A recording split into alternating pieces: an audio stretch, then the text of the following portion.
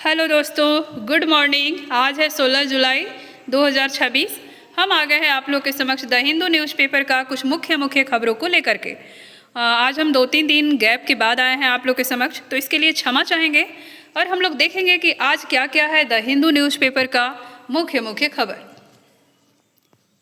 देखिए, हम लोग का फर्स्ट पॉइंट क्या है। ईरान का क्षेत्रीय तेल आपूर्ति रोकने की धमकी।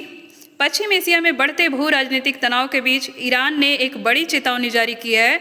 ईरान का कहना है कि यदि उसके राष्ट्रीय हितों या संप्रभुता को किसी भी प्रकार से नुकसान पहुंचाया गया तो वह इस पूरे क्षेत्र से होने वाली वैश्विक तेल आपूर्ति को पूरी तरह से ठप कर सकता है। यह धमकी जो है जलडमरू मध्य जैसे महत्वपूर्ण व्यापारिक मार्गों को प्रभावित कर सकती है, जो वैश्विक अर्थव्यवस्था और भारत जैसे विकासशील देशों के लिए एक गंभीर चिंता का विषय है, क्योंकि भारत जो है ना अपनी ऊर्जा आवश्यकताओं का जो है एक बड़ा हिस्सा इसी क्षेत्र से आयात करता है।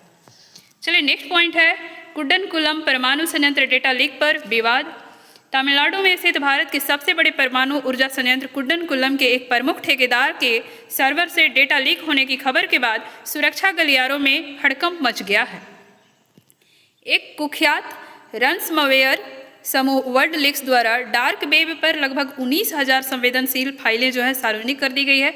यद्यपि आधिकारिक सूत्रों और विशेषज्ञों की दावा है कि ये लीक हुई फाइलें परमाणु रिएक्टर के मुख्य नियंत्रण और सुरक्षा प्रणालियों से संबंधित नहीं है, परंतु सहायक ढांचों जैसे कि कूलिंग सिस्टम और वेंटिलेशन के ब्लूप्रिंट का बाहर आना जो है सुरक्षा के लिहाज से एक बड़ी चुनौती खड़ी कर सकती है।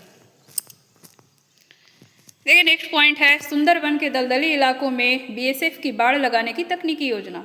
सीमा सुरक्षा बल ने भारत बांग्लादेश सीमा पर स्थित सुंदरबन के अत्यंत दुर्गम, जलमग्न और दलदली क्षेत्रों में अवैध घुसपैठ, मानव तस्करी और मवेशी तस्करी को रोकने के लिए एक विशेष तकनीकी अध्ययन शुरू किया है।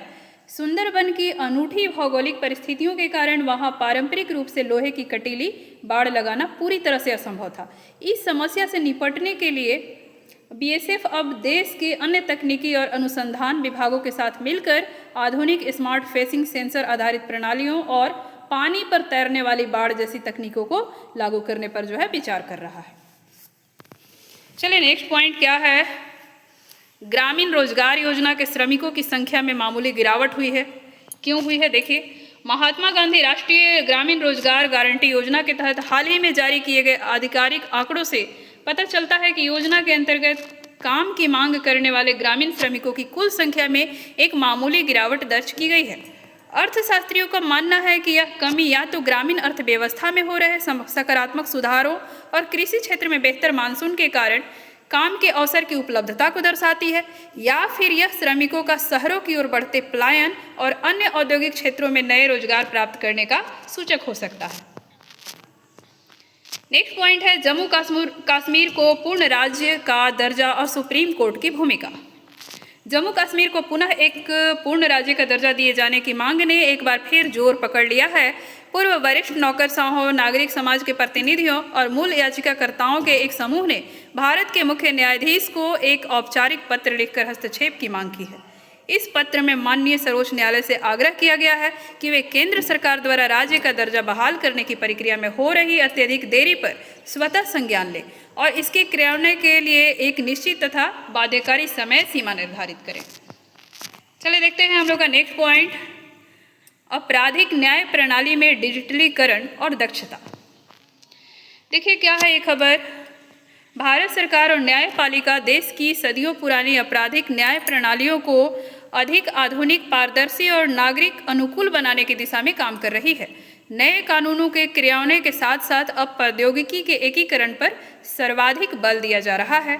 इसके तहत ई कोर्ट्स, फॉरेंसिक साक्ष्यों का ऑनलाइन संकलन, डिजिटल एफआईआर और अदालतों में वीडियो कॉन्फ्रेंसिंग जैसे तकनीकों को अनिवार्य रूप से लागू किया जा रहा है, जिससे न केवल न्याय प्रक्रिया में तेजी आएगी बल्कि पुलिस और न्यायपालिका की दक्षता में भी अभूतपूर्व सुधार होगा। ये अच्छा कदम है। देखिए, नेक्स्ट पॉइंट, कैबिनेट द्वारा सेमीकॉन 2.0 मोबाइल निर्माण और यूरिया योजनाओं को मंजूरी। देखिए, क्या है। प्रधानमंत्री की अध्यक्षता में केंद्रीय कैबिनेट ने देश को विनिर्माण और बुनियादी ढांचे के मामले में आत्मनिर्भर बनाने के लिए कई युगांतकारी प्रस्तावों को मंजूरी प्रदान की है। इसके तहत निम्नलिखित 3 मुख्य क्षेत्रों पर विशेष फोकस किया गया है। सेमीकॉन 2.0 ये क्या है, देखते हैं हम लोग। भारत को सेमीकंडक्टर डिजाइन, फैब्रिकेशन और विनिर्माण का वैश्विक केंद्र बनाने के उद्देश्य से 1.27 लाख करोड़ की विशाल वित्तीय सहायता योजना को स्वीकृति दी गई है। नेक्स्ट पॉइंट है मोबाइल PLI 2.0। देखिए, इलेक्ट्रॉनिक विनिर्माण तंत्र को और सुदृढ़ करने तथा घरेलू स्तर पर स्मार्टफोन के कल पुर्जों के निर्माण को बढ़ावा देने हेतु 62,500 करोड़ का आवंटन किया गया है। यूरिया नीति 2026, ये क्या है? उर्वरक क्षेत्र में विदेशी आयात पर भारत की निर्भरता को समाप्त करने के लिए एक नई राष्ट्रीय निवेश नीति के तहत देश में 8 से 9 नए आधुनिक गैस आधारित यूरिया संयंत्रों की स्थापना को भी मंजूरी दी गई है। ये जो है बहुत ही अच्छी खबर है हमारे देश के लिए। चलिए नेक्स्ट पॉइंट देखते हैं, कुछ नेशनल न्यूज और परिसीमन विधेयक और आगामी संसद सत्र की राजनीतिक हलचल। संसद के आगामी मानसून सत्र के मद्देनजर राष्ट्रीय राजनीति में सरगर्मी तेज हो गई है। केंद्र सरकार महिला आरक्षण को पूरी तरह प्रभावी बनाने और देश में लोकसभा व विधानसभा सीटों के नए सिरे से निर्धारण के लिए परिसीमन विधेयक को पारित कराने की तैयारी में है। इसके लिए राष्ट्रीय जनतांत्रिक गठबंधन अपने घटक दलों के साथ मिलकर संसद में आवश्यक संख्या बल सुनिश्चित करने में लगा है, जबकि दूसरी ओर विपक्षी दल जो है ना, इस विधेयक के प्रावधानों विशेष रूप से दक्षिण भारतीय राज्यों के प्रतिनिधित्व पर पड़ने वाले प्रभाव को लेकर अपनी जवाबी रणनीति जो है तैयार कर रहे हैं।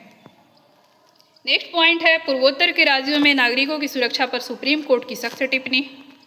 देखिए, माननीय सर्वोच्च न्यायालय ने पूर्वोत्तर भारत में कानून व्यवस्था और विभिन्न समुदायों के नागरिकों की सुरक्षा की स्थिति पर गहरी चिंता व्यक्त की है। न्यायालय में केंद्र सरकार से सीधे सवाल किया कि पूर्वोत्तर क्षेत्र में सुरक्षा व्यवस्था, शांति बहाली और मानवाधिकारों की निगरानी के लिए गठित की गई विशेष उच्च स्तरीय समिति की बैठकें नियमित अंतराल पर क्यों नहीं आयोजित की जा रही है।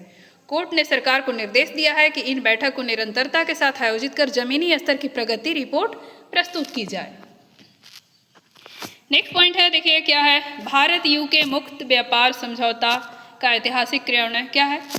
भारत और यूनाइटेड किंगडम के बीच लंबे समय से प्रतीक्षित ऐतिहासिक मुक्त व्यापार समझौता आधिकारिक तौर पर लागू हो गया है। इसके क्रियान्वयन के पहले दिन ही भारत से लगभग $140 बिलियन मूल्य का निर्यात बिना किसी सीमा शुल्क के UK के बाजारों में पहुंचा। इस पर खुशी जाहिर करते हुए सरकार के वरिष्ठ मंत्रियों ने स्पष्ट किया है कि इस ऐतिहासिक समझौते के तहत आने वाले समय में भारत से ब्रिटेन जाने वाले लगभग 99% उत्पादों को जो है पूरी तरह से शुल्क मुक्त कर दिया जाएगा, जिससे भारतीय कपड़ा, चमड़ा और IT क्षेत्रों को अभूतपूर्व जो है लाभ मिलेगा। नेक्स्ट पॉइंट है, देखिए इंटरनेशनल न्यूज ही है ये भी।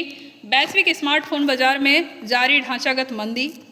तकनीकी बाजार के विश्लेषकों और वैश्विक आर्थिक रिपोर्टों के अनुसार दुनिया भर का स्मार्टफोन उद्योग इस समय एक गंभीर और लंबी अवधि की ढांचागत मंदी का सामना कर रहा है। उपभोक्ताओं द्वारा नए फोन खरीदने की अवधि में विस्तार होने और तकनीकी स्तर पर किसी बड़े क्रांतिकारी बदलाव के अभाव के कारण प्रमुख वैश्विक स्मार्टफोन निर्माता कंपनियों की बिक्री में जो है भारी गिरावट देखी गई है। इसके परिणाम स्वरूप कंपनियों को अपनी उत्पादन क्षमताओं और वैश्विक आपूर्ति श्रृंखला की रणनीतियों में व्यापक बदलाव करने पड़ रहे हैं। नेक्स्ट पॉइंट है विज्ञान और प्रौद्योगिकी से है। देखिए क्या है, पशु मुक्त दवा परीक्षण की ओर भारत के बढ़ते कदम। चिकित्सा और भेषज अनुसंधान के क्षेत्र में भारत एक बड़े नैतिक और वैज्ञानिक बदलाव की ओर अग्रसर है। भारतीय आयुर्विज्ञान अनुसंधान परिषद और अन्य नियामक संस्थाएं अब जो है नई दवाओं के क्लिनिकल ट्रायल के दौरान पशुओं जैसे कि चूहों और बंदर पर किए जाने वाले क्रूर परीक्षणों को धीरे धीरे समाप्त करने पर जोर दे रही है। इसके स्थान पर देश में आधुनिक गैर पशु मॉडल जैसे कि ऑर्गन ऑन चिप तकनीकी, त्रिआयामी बायो प्रिंटिंग और कृत्रिम बुद्धिमत्ता आधारित कंप्यूटर सिमुलेशन प्रणालियों को जो है अपनाया जा रहा है, जिससे दवाओं की प्रभावकारिता का सटीक और तीव्र परीक्षण संभव हो सकेगा। ये सही है क्योंकि देखिए मानते हैं चूहा, बंदर जो भी हैं ये भी तो जीव ही है ना। हम अपने परीक्षण के लिए बिना कुछ सोचे समझे हम लोग कोई भी दवा अगर इन पे अप्लाई करते हैं तो कभी कभी उनकी मौत भी हो जाती है या कोई और प्रॉब्लम हो जाती है, तो ये एक सही कदम है। देखिए नेक्स्ट पॉइंट है नेशनल इनोवेशन चैलेंज और स्वदेशी ड्रोन तकनीकी का विकास।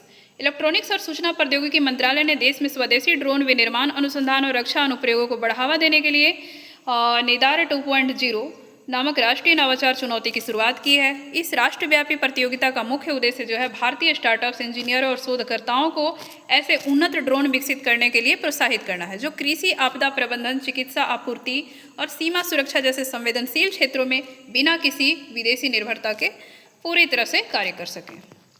देखिए कुछ झारखंड से न्यूज़ है हम लोग का। 3,907 करोड़ की रेलवे मल्टी ट्रैकिंग परियोजना और झारखंड के राज खरसावां और डांगो आपोसी रूट का विस्तार।